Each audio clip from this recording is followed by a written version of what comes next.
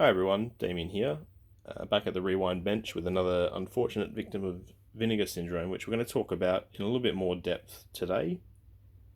Trying to say and ah a little bit less in my videos. I know it's very annoying to watch, and I don't really like seeing it either. Going to make a concerted effort to stop doing that, and we'll see how we go.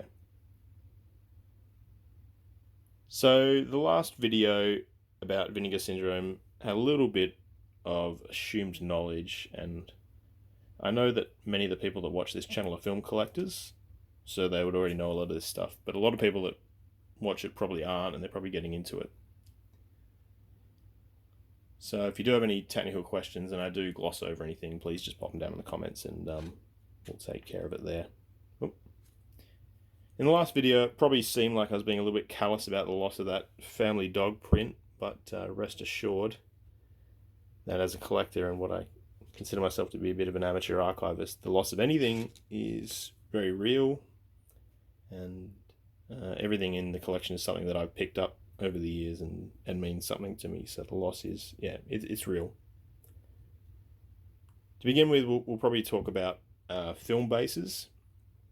Probably going to be a bit of a boring video in that regard. We're just going to sort of be here and looking around a little bit, but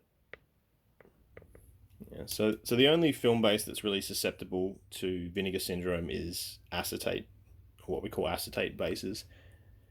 So cellulose triacetate film was the primary film base for 35mm prints between the early 50s and the mid 1990s. It replaced cellulose nitrate film, which, if you have any knowledge, you're probably aware it has its own set of challenges.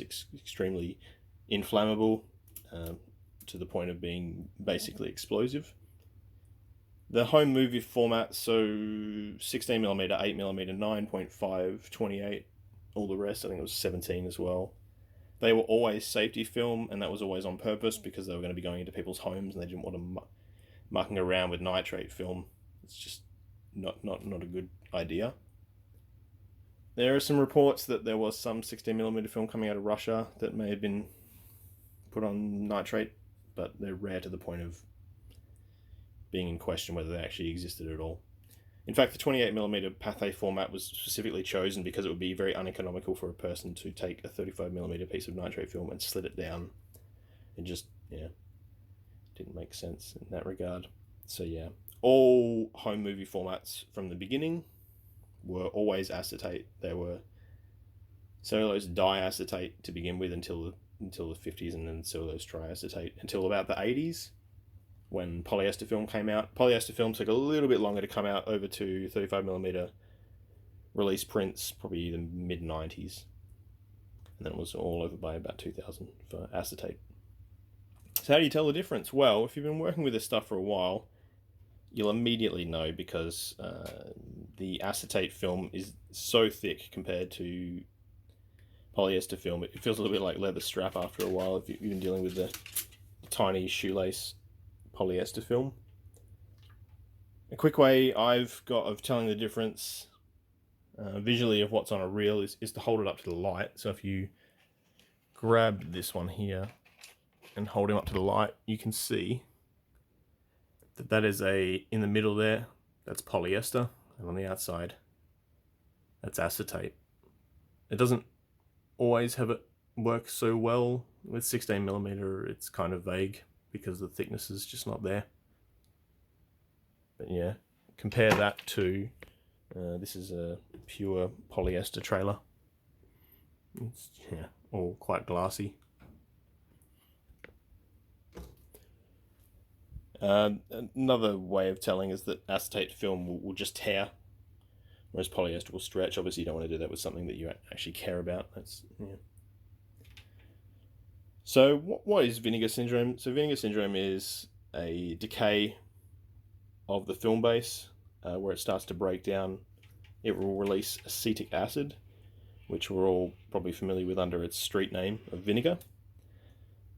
This print absolutely reeks. If you put your nose next to it, it hurts. It's that strong. So vinegar syndrome was first reported in the 1970s in India. A very hot, a very humid climate. Vinegar syndrome will ravage film in a hot and humid climate. The cooler the film, the drier the film, the longer it will last. So, for those of you that don't know, I'm in Perth, Australia, which is a Mediterranean style climate. So it's hot and dry, but not really excessively so.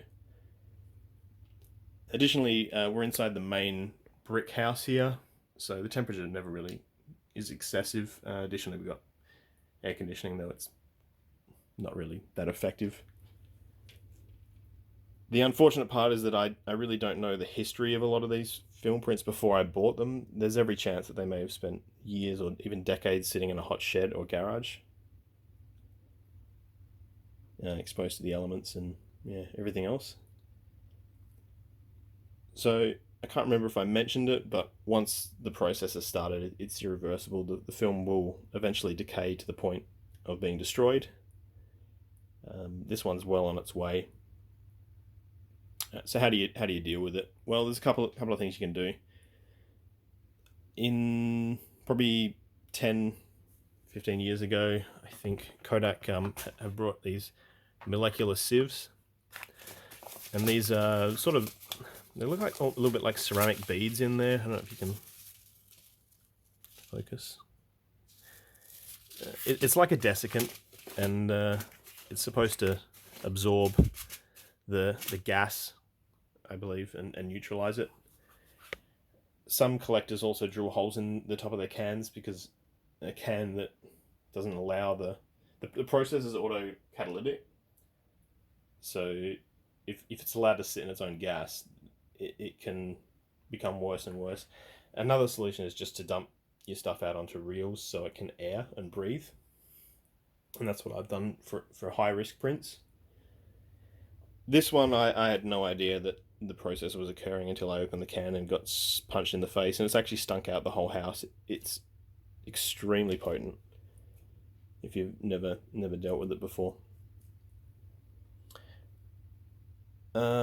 This is what we call an orphan reel. This is the only reel of this feature that I own. This is the first reel of a film called I'd Climb the Highest Mountain, a 1953 Fox Technicolor movie. It's not related to the similar sounding song from Sound of the Music in any way. But yeah, this has become like a solid mass of plastic. I can feel that I can't get this apart as I'm pulling layers off, and this is very, very sad. It's actually pulling the dye off with it, and I'm sure some people might say, oh, if you were to dump it in film guard, you might be able to get it apart, but really it's on the way out. It's on its last legs. So, and the unfortunate part is there's a beautiful Technicolor 20th Century Fox logo hiding in the middle there that I'll never be able to get out. It's got a variable density soundtrack, and the Technicolor is actually really nice. You can't see it here. It's a night scene, unfortunately. But yeah. So this is another one that's unfortunately ruined, which happens in collecting. The color does fade and the base does break down. So there's a lot of science behind this, but there's also a lot of conjecture as well amongst collectors, and I've heard that the way people talk about these films sometimes is that Vinegar Syndrome films are contagious to other films in the same room, and I can understand that. I can see where the logic comes from. I just can't really scientifically say whether that's 100% a fact or not. But I would, as a matter of precaution, probably just keep them away from other films, and because I understand why they would think that the acetic acid would attack another film. So I know that this has been a bit of a boring film, just pointing at the same thing the whole time, but hopefully you learned something. Or I don't proclaim to be an expert, but I do enjoy talking about this kind of stuff. So again, if I've missed something out, and I'm sure I have, or glossed over, please just chuck it down in the comments. And I always enjoy reading the comments and and replying to them. So thanks a lot, and see you in the next video.